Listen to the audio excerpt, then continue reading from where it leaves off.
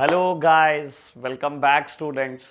तो बेटा सीबीएसई ने सिलेबस अपलोड कर दिया अपनी वेबसाइट पर नवंबर दिसंबर बोर्ड एग्जामिनेशन के लिए।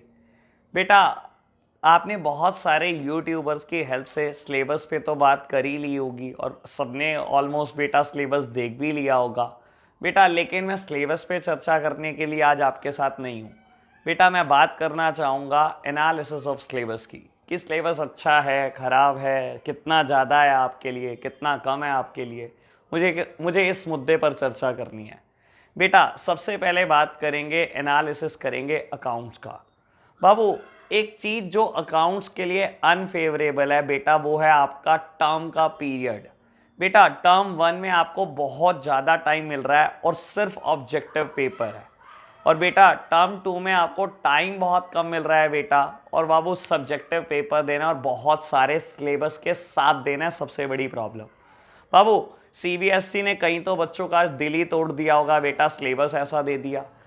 बाबू 50% सिलेबस की चर्चा चल रही थी, सिलेबस 50% ही आया, पर बेटा हर कोई स्टूडेंट फर्स्ट बुक प्रिपेयर कर रहा था बेटा, और सीबीएसई ने बेटा लास्ट बॉल पर छक्का मार दिया। बाबू उन्होंने 50% जो सिलेबस दिया बेटा, वो सिर्फ एक बुक से नहीं दिया, तीनों बुक को उठाकर कवर कर दिया है। चलो जी करता हूँ बात बेटा। सबसे पहले बात करता हूँ फर्स्ट बुक में से क्या दिया है बेटा। फंडामेंटल्स दिए हैं, बात करिए बेटा चेंज इन पीएसआर की, बात करिए एडमिशन ऑफ अ पार्टनर की, ये सब 18 मार्क्स में है बाबू। उसके बाद बेटा सेकेंड बुक से जहाँ एनालिसिस ऑफ फाइनेंशियल स्टेटमेंट है, वहाँ फाइनेंशियल स्टेटमेंट और रेशो एनालिसिस आपको 12 मार्क्स में है बेटा, सॉरी 10 मार्क्स में है। और उसके बाद बेटा अकाउंटिंग फॉर शेयर 12 मार्क में है। तो टोटल कुल मिलाकर बेटा ये 40 हो जाता है।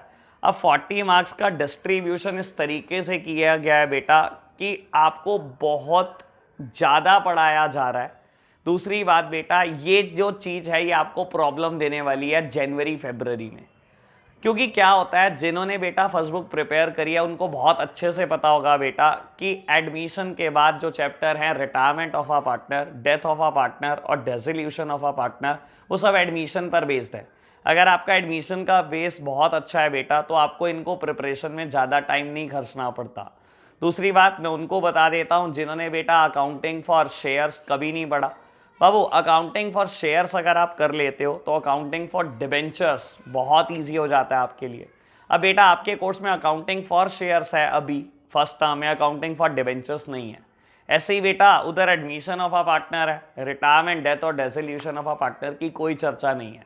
अब होता क्या है ऐसे केसेस में, आप बेटा करोगे इसको भूल जाओगे, एग्जाम दोगे और भूल जाना है आपने, और यही चीज़ आपको प्रॉब्लम देगी जनवरी फरवरी में बेटा, जब आपको वही चीज़ दोबारा से रिवाइज करके इतना सारा सिलेबस करना पड़ेगा।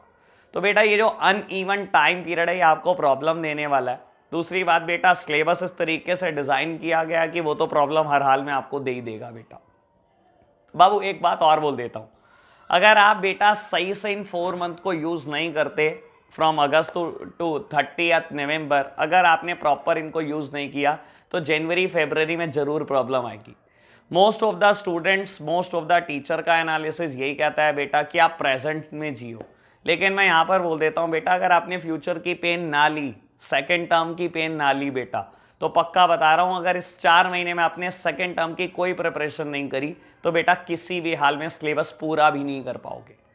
बेटा कई बच्चों का क्वेश्चन ये हुआ क्या 4 महीने सफिशिएंट है टर्म 1 का सिलेबस कंप्लीट करने के लिए।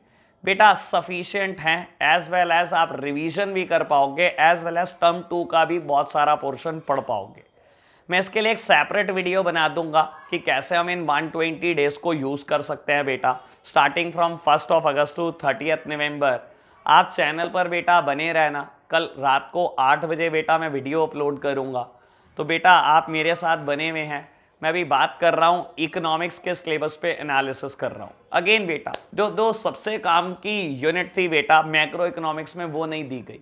ना तो नेशनल इनकम की बात की गई आपके साथ, ना ही इनकम एंड एम्प्लॉयमेंट यूनिट की बात की गई। उनको छोड़ दिया गया बेटा सब्जेक्टिव पेपर के लिए, और money and banking, balance of payment, government budget, 3 सबसे आसान यूनिट आपको दे दी गई बेटा एमसीक्यूज के लिए मैक्रो इकोनॉमिक्स से। इंडियन इकोनॉमिक डेवलपमेंट, बेटा वहां से आपको बाबू 3 बड़े चैप्टर दिए गए, Indian economy on the eve of independence, Indian economy 1950 to 1990 और LPG liberalization, privatization and globalization दिया गया। इसके अलावा बेटा 3 चैप्टर दिए गए जो इंडिया की करंट प्रॉब्लम है, पॉवर्टी की बात है, ह्यूमन कैपिटल फॉर्मेशन की बात हमें करनी है बेटा, रूरल डेवलपमेंट की बात करनी है। बाबू सीबीएसई ने बहुत माइंड गेम खेला है यहाँ पर, क्योंकि अगर उसने यूनिट 1 यूनिट 2 नेशनल इनकम और इनकम एंड एम्प्लॉयमेंट नहीं दी तो कम से कम 1.5 महीने का सिलेबस उन्होंने नहीं दिया बेटा, जो 1.5 महीने में प्रिपेयर होगा। एज वेल एज बेटा वो दोनों ही यूनिट अपने आप में बेटा न्यूमेरिकल को इंक्लूड करती हैं और न्यूमेरिकल पोर्शन वहाँ से काफ़ी कवर होता है। तो बेटा ये उन्होंने बात के लिए छोड़ दिया, जो रीढ़ की हड्डी है मैक्रो इकोनॉमिक्स की बेटा वो बात के लिए छोड़ दिया। तो अगर कोई मुझसे पूछे क्या इकोनॉमिक्स का सिलेबस बहुत जल्दी से हम कंप्लीट कर सकते हैं इन 4 महीनों में, बेटा सबसे कम सिलेबस मुझे इकोनॉमिक्स का ही लग रहा है अभी, ठीक है ना। आप इकोनॉमिक्स का सिलेबस कंप्लीट भी कर पाओगे, रिवीजन भी कर पाओगे, इसके अलावा भी आपके पास कम से कम 45 डेज बचने चाहिए। तो बेटा बहुत ज़्यादा पोर्शन आप तैयार कर सकते हो टर्म 2 का भी। बाबू खाली प्रेजेंट में जीकर काम नहीं चलेगा, मैं ऑलरेडी बोल चुका हूँ, फ्यूचर की प्रिपरेशन साथ साथ करके चलनी पड़ेगी। अब बात करते हैं बेटा analysis of syllabus of business studies. Business studies के सिलेबस पे एनालिसिस करूँ तो बेटा देखो 4 चैप्टर ऐसे हैं बाबू बिजनेस स्टडीज़ में जो एक ही लेवल के चैप्टर हैं। अगर मैं बात करूँ डायरेक्टिंग की, फाइनेंशियल मैनेजमेंट की, फाइनेंशियल मार्केट की और मार्केटिंग मैनेजमेंट की, ये चारों एक ही लेवल के चैप्टर है बेटा। कोई लेंदी है थोड़ा और तो कोई थोड़ा बेटा कॉम्प्लेक्स है।